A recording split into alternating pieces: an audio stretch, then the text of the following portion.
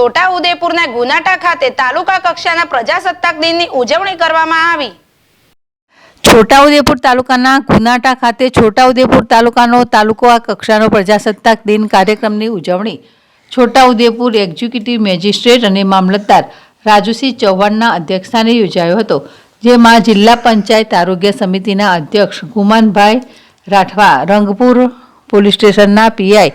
SD કલારા, PSI RB Vasava તેમજ તાલુકા શિક્ષણ અધિકારી નારસિંહભાઈ રાઠવા, નાયબ મામલતદાર રીતેશ દેસાઈ, જિલ્લા TB HIV કોઓર્ડિનેટર વાલસિંહભાઈ રાઠવા, માજી સૈનિક ગોપાલભાઈ રાઠવા, આદિવાસી ટીમલી ગાયક કલાકાર પર્વતસિંહ ઠાકોર, ગુનાટા ગામના સરપંચ કર્માબેન નરસિંહભાઈ રાઠવા, તાલુકા પંચાયત સદસ્ય નંદુભાઈ રાઠવા, વિનોદભાઈ વાનર, બોરદલી ગ્રામ પંચાયતના સરપંચ વિનુભાઈ રાઠવા તેમજ તાલુકા વહીવટી વિભાગ સહિત શાળાના વિદ્યાર્થીઓ અને ગ્રામજનો